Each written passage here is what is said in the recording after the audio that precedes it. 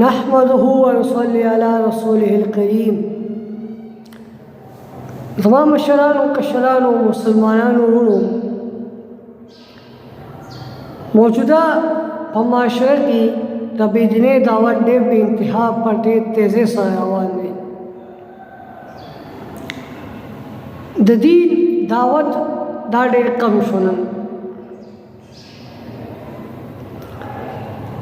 هغه خلکو ته ویل غواړم کوم چې د بېدینۍ دعوت چلی، چې دا مې یاد وساتئ دا خبره، او دا خبره خپل ذهن نشي کړئ. که ستا د وجې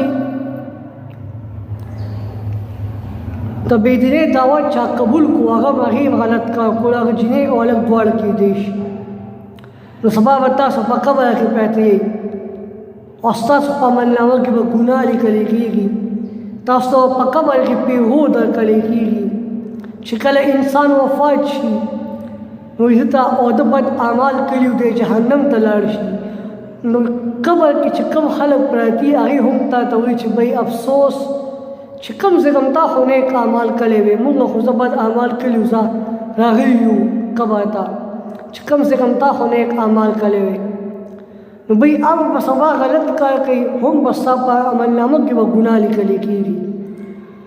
نو اوس هم دا سره وخت شته، د فتنو ازمایښونو دور دی، توبه وباسئ، جنۍ دی که هلک دی دواړو ته ویل غواړم د بېدینۍ دعوت مه چلوئ، الله ته وژاړئ، الله ته متوجه شئ، د الله رسول نه ویریږئ، بس خپله زندګي نو په غفلت کې به تېروئ.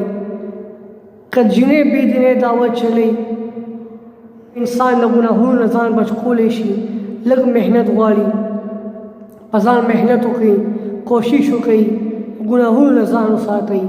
دا قبر قسم دی دا ګورې کپ نه دی ګورې، دې قبر کې په جهنم کې به ګورې ټول عمر بیا سوځئ او ټول عمر به بیا المار کوئ. مه کوئ ګورې په ځان سره زیاتې، هره ګناه کول په ځان زیاتې کول دي. الله رب العزت دی د نبی علیه الصلاۃ والسلام امت نوجوان نسل جنکې او هلکان دواړو ته الله رب العزت هدایت نصیب کړي. هدایت د الله په لاس کې دی. وصلى الله تعالى على خير خلقه محمد وآله وأصحابه أجمعين.